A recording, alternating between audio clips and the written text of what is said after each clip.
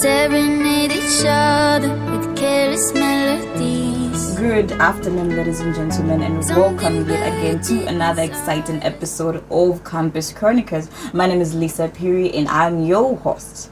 And as promised, today we'll be talking about the importance of networking while you're still a student here at the university. And joining me is the president of Unza, which is ICT, the ICT Association. I hope I've said that right.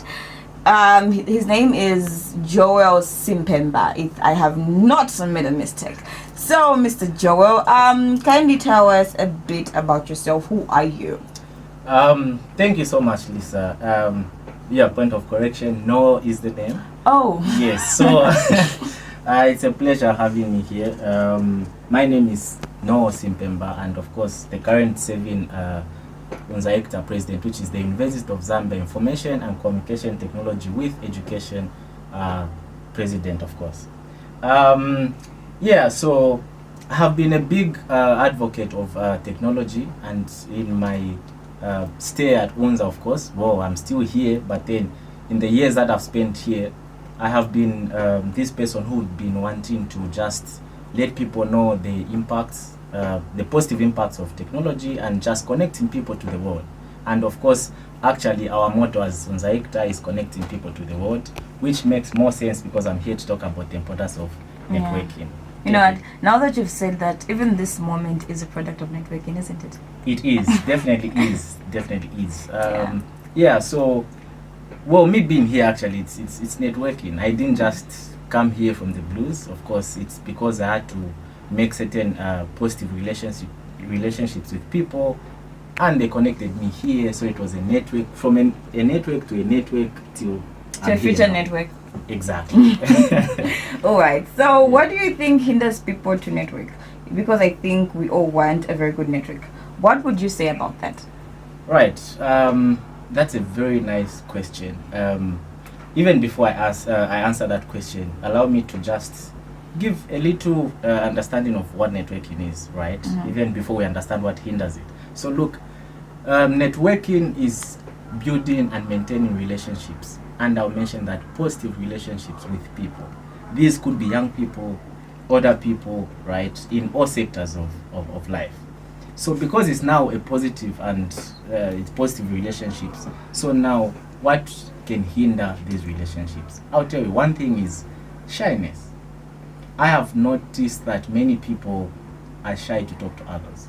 True. And because of being shy, they end up losing out on what they can learn from other people. Another thing is confidence. Most people have less confidence in what they want to do. For example, you're attending, I'll make mention, Dumisani had, I think, a conference here at Unza not so long ago. I actually didn't know about that conference. I was sad.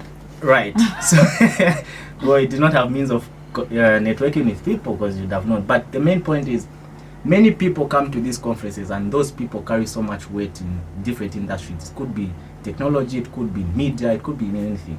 But then because you don't have the confidence to approach people and talk to them in a humble way, that hinders you from connecting to people that can help you. Remember, networking is about learning things from other people, and these things are supposed to help you in achieving these goals that you are planning to achieve. So I think shyness, lack of confidence, lack of self-esteem, where you don't just believe in the things that you're doing. Because if you know that you're doing something, you know that the next person will be interested to know. So you are able to approach people in those ways. All right. Thank you very much for that. But what advice would you give our quiet friends, our introverted people like myself? I'm an introvert, but I'm a bit of both. Yeah, I have a bit of both. But those who are just like, I'm an introvert, I don't go outside, I don't, talk to strangers, exposure and all that. Like, how would they be able to build those strategic relationships? Interesting. So you should know that statistically, extroverts easily find means of making it in life. Well, this is subjective. Other people may have different opinions, but I'll tell you this. So if you are an introvert, it makes it hard for you to just relate with people, talk to people in a certain way. So what I can advise is, build small talks with people. Start from there. You don't have, networking is not just waking up and you want to be out there. Start in a small way. The little friends that you have, you said you're an introvert, but trust me, I'm sure you have a friend or two. You can't be just alone here. So through those people that you already know, start building small talks. How are you going to build small talks? Try to ask certain questions that may provide answers about life and what you want to do in life. Yes. You know, you speak of networking so well. Are there any opportunities that you've obtained or rather gotten through networks and all that? And do you mind sharing with us? Yes, definitely, and I'll be happy to share this. So, just a little background of how I actually became the president of Unza. So, when I was in my third year, I had to network with just a fellow student who introduced me to, I wouldn't say politics, but just wanting to serve people and helping them with something. So, I contested for being the public secretary and I won. And from that, I gained so much. For example, I networked with students. Little did I know, I'm also going to network with people out there in the corporate world. We visited, for example, Zambia. I had a way, or rather an opportunity to even have a talk with the managing director from Zambia through that simple network. That's incredible. Yes, we visited quite a number of things. So it starts small. So I've had many opportunities, just to mention a few, like I mentioned Zambia. I visited ZMBC where to talk to the public relation manager there as well. So it's through these small networks that made me also reach there. You get the point. You know, that's so true too. I don't do what you've said. I remember somewhere, it should be 2 years ago, if I'm not mistaken. I got my first job through a network. I met this lady. We were at some kind of audition. Then throughout the whole thing, I was like feeling low, so I was quiet. I wasn't really interacting with people on my corner and all that. While people were interacting, making connections, exchanging contacts and all that, I was just there seated on my own, not talking to anybody. But when it was time for us to leave, right, I saw this girl, and I don't know. I guess I felt, because I don't know, because you know us as introverts, right? It's like sometimes when we just get that energy, we're like all over, you know, we get energetic, we become like an extrovert. True. Yeah, it's just something that comes to us. It's not really in us completely. Yeah, so long story short, I got the courage, I spoke to her, we exchanged contacts. I was like, oh, I'm looking for a job. She was like, oh, okay. At my company where I work, they're actually hiring, so I can give you the details and all that. Then from there, like, the day passed, the following day she sent me the details. I went for an interview and I got the job just like that. That's how I got my first job, through that network. And it got me thinking that imagine if I had finished that day and just not spoken to her, I still would not have been employed up to date. Exactly, you're right on that. Yeah, and speaking of networking, and you know, now as we are in a digital era, how do we network? You know, like how do we utilize social media? You know, social media platforms and all that to find more effective connections. All right, thank you for that. So social media has come to play one of the biggest roles, I think, globally, right? Because now things are easily done. I'll give you an example. Way back, obviously, if you have to network, well, even way back there was networking, only that it was done, let's say maybe physically, where people meet. Imagine way back where you need to network with someone, you meet them, you talk, and the next time you're hoping to talk to them is when you meet them again. Yeah. Right? But now, these things are done in what we call real time, right? Where you can approach someone, have a conversation, you share, for example, numbers, and you communicate. Because social media includes things like WhatsApp, and I'll talk of another platform that is very important, LinkedIn. LinkedIn has become one of these platforms where people actually find jobs. In case people didn't know, listeners, please. You know the funny thing. Yeah. I'm sorry to cut you short. It's The okay. funny thing is, I was gonna ask you a question related to LinkedIn because I'm also LinkedIn. I was gonna ask you, then you mentioned. I'm like, oh, okay. We're heading in the right direction. You may proceed. Yeah. So, listeners, look, if you do not have a LinkedIn account, please, this is a high time to create one. I'll tell you this: people are finding jobs through those platforms, even just Twitter. This is because these days not really about physical communication. Right, people are using phones, they're using laptops, they're using technology to reach out to other people. Also, LinkedIn becomes more important because we have different people that post jobs there, and just through texting someone who posted that, you're able to know more. So my point here is that social media has made things easier, faster and more reliable because you're able to communicate with people without suffering, without, scheduling. For example, let's say, no, let's meet on Monday. You can easily just instantly there communicate and share the necessary information that you need for that particular network. Yeah. All right, that's nice. So, how do you approach networking in situations whereby you don't know anyone? Let's say, for instance, you are in an known or rather unfamiliar environment and you want to network with people. People have different behaviors and all that, and sometimes just getting the confidence to walk up to a stranger and just like start, it's not easy, and it's not something that everybody has. It takes a lot of guts, courage, and getting used to. But how does somebody do that? Okay. Right, so first and foremost, I will tell you this. Networking starts with yourself. I would say this: you need to know how to network with yourself as a human being. What do I mean? You need to identify the things that you want. Not just wanting, but also the things that you wish to do in life. Remember, like I explained about networking, it's about building relationships with people. And these relationships should help you achieve your goals. So then, if you identify who you are and you know best what you're good at, you know what you're looking for in life, it is very easy to also identify who is in your space and who is interested in what you can do. Remember, networking is not just about you benefiting, it's also about the next person benefiting from you. It's a relationship, right? Yeah. It happens between two people or more, right? So it starts with you identifying yourself. So if you're in an environment where you don't know people and you don't know what you're supposed to do, identify yourself, know who you are.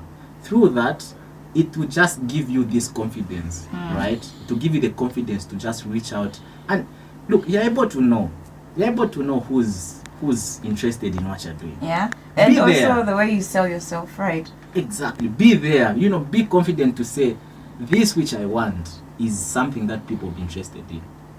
Be there. Just sell yourself. Sell your ideas. Sell the things that you know you want to achieve. All right, thank you very much. So with that being said, we're going to go to the second segment of our show, which is the trivia challenge. I hope you're ready. It's a challenge, so you should be ready for the task. So I'm gonna ask you a few questions, and from there we can switch back to our interview. Okay. Yeah, so okay, we can start. Are you ready? You need some time to prepare or what? Well, yeah, sure thing. Okay. We can get at it. Alright. Okay. I promise to play nice. I don't believe you. Alright. This game is basically about the provinces. Like I'll ask you a country and the city and all that. Wow. Okay. Wow.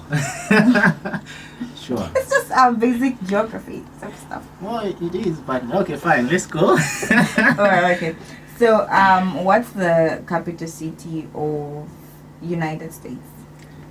United States, Washington DC. Yeah, that's correct. Okay. Then Germany. Ooh. Ish. Can I let that one pass? Okay, we'll get back to it. What's the capital city for France? Wow.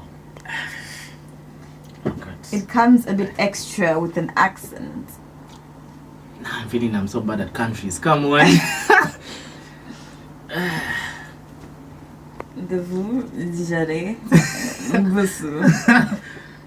Nothing?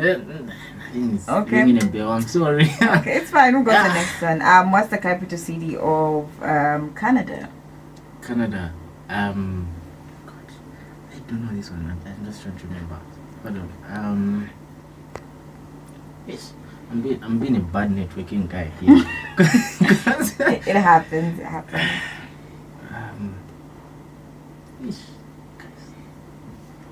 I'm sorry. Okay, the last one now. At least get this one, right? Please. Okay. I'm gonna look like a bad person here. Before the Association for ICT comes for me, like, why are you putting our president on the spot? On the spot, come on. Right. So, Yeah. what's the capital city for India? India. Mm-hmm.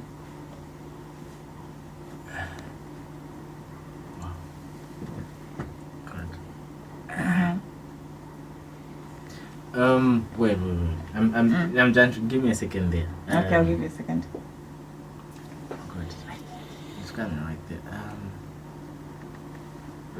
I'm just trying. Is it? I doubt. Is it Mumbai? No, it's not Mumbai. Okay. Well. Wow. Okay. I guess you should stick to the 80s now. Well. Okay, so the capital city for India is New Delhi. I don't know, it's New Delhi. Yeah, New Delhi. Then for Germany, it's Berlin. Canada, it's Ottawa. Australia, it's Canberra. Now, this has made me feel I need to go into other sectors. I'm getting too much into tech. I need to know geography. Yeah? Well, I'm not good at math, so there's that. Mm-hmm. Wow. I can't believe I just got one. What a disappointment. It happens. It's part of life. It's part of life. We move on. Hope next time you give me technological questions.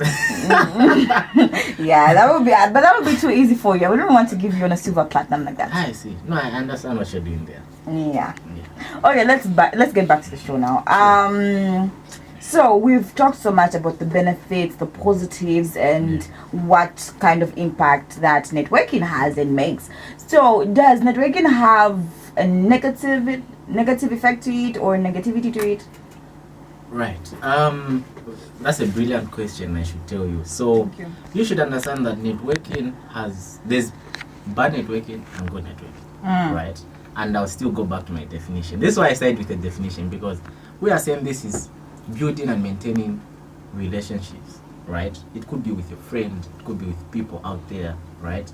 So bad networking is when you are networking for only, and I mean only, your personal benefit. That's bad networking. Networking benefits Both parties. both parties, right? It should be you knowing what you want to get from the other person, and the other person should also benefit from that. Also, bad networking, and now I'm talking about the negative impacts of networking. Yeah. So another thing is exploitation. Do you know other people will just network with you because they want to sell out certain things about themselves and just exploit you, and you will not realize that. Yeah, This is what I'm that's saying. true. It has negative impacts. It sometimes it makes people believe in you when they're not even supposed to believe in you. So it has all those negative impacts. Yes. Okay, but let's say for instance, right? Yeah. I come to you and I tell you what I'm about, what I can do, and what you can benefit from me. But I come with the intentions of just wanting something from you. Let's say for instance you do tech, right? Yeah. I have an assignment which requires me to do some technology stuff and all that, and I know that you are able to do that for me.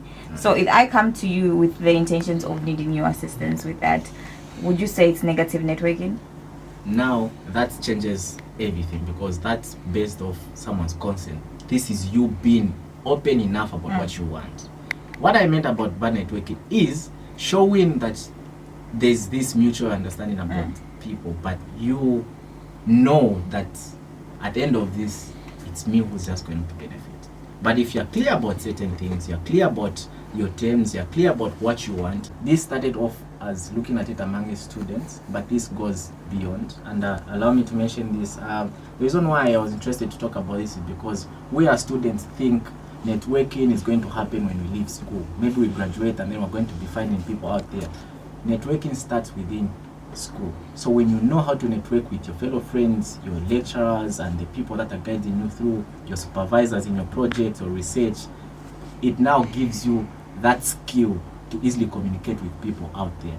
So what I would want the listeners to know is build your communication skills. Step number one. Try to understand how you can communicate with people, even when you're an introvert like Lisa, Like me. where there are still people that you talk to. Through the people that you talk to, you can still build your communication skills. Through that, it will be easy for you to talk about certain things when you're presented with an opportunity. Because remember, networking is about finding opportunities in areas, and it's not just in the field you're good at. For example, I am tech. Doesn't mean I should just network with people doing tech. I should go out there and network with people doing, let's say, humanities courses. I should go out there to do with people doing engineering. So it requires that you're vast and you're open to communication, and you're open to have conversation with different You know people. what? Now that you've mentioned that, I'd like to say that most people limit themselves to their school. Like other people are in Yes. school, humanities, others education, all that, and they only talk or rather network with people around that. But it's very cardinal that we should know the importance of networking with people, even from varieties, because like. Yeah. It's like the wider reach you have, the wider people that you know can be able to help you and all that, or help each other in this case. True, exactly. Yes, Yeah, yes. because I mean, let's say for instance, when you grow up, you have your children and all that. What if you need help with your child's, let's say, to find a place in a certain school? Then I'm a teacher. I'm from education and all that. You get what I mean, Yes, right? yes. Yeah. So the importance of having varieties of Yes, people yes. with doing different programs, it's also True, and allow me to say, look, I'll tell you just a simple story. So when I was growing up, my parents would, for example, someone is sick, they'll easily call a doctor, and then they'll go to the hospital, things like that. When someone's looking for a school, they'll call someone. Someone is on the road, they have an accident, they'll call a police or a soldier. you or don't even whatnot. have to go So through those procedures. I used to ask myself questions. How do these people know each other like this? Now, right now, I know I have friends who are doing medicine. I have friends who are just passed out as soldiers, as cops and everything. Now I'm coming to realize that it's through networking and knowing people that things are going to even get better. You can easily do something because you know someone. Remember, being smart and intelligent is one thing, but also knowing people is another thing. So you need to know people, you need to communicate. This is why there's a statement called globalization. You can't do it alone. You need someone, Yeah. and someone needs you too. So yeah. That's incredible. Now, as I ask your last question, then we can wrap up the show. Now, let's talk about your association. What kind of? I remember you mentioned to me that your association brings opportunities and all that, networking opportunities and others.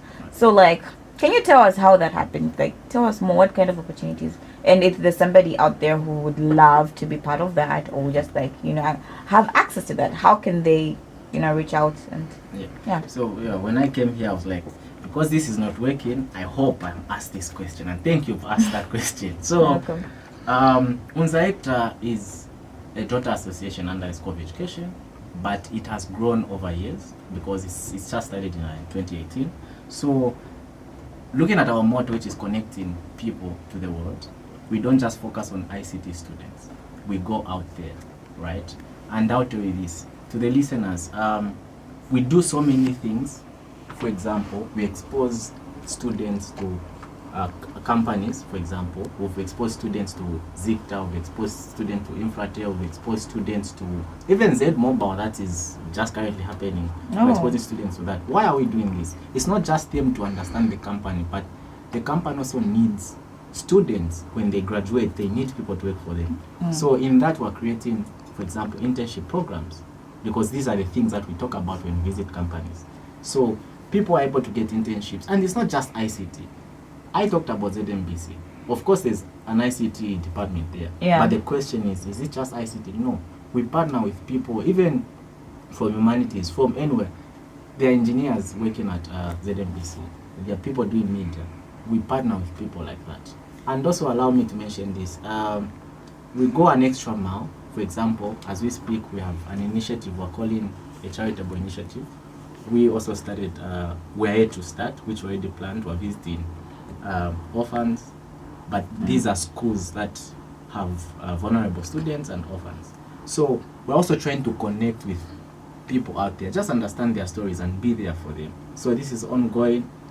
I hope I'm allowed to mention we'll be visiting a school just in Kablonga. It's called Africa Vision of Hope, AVO school. It's a day and boarding school.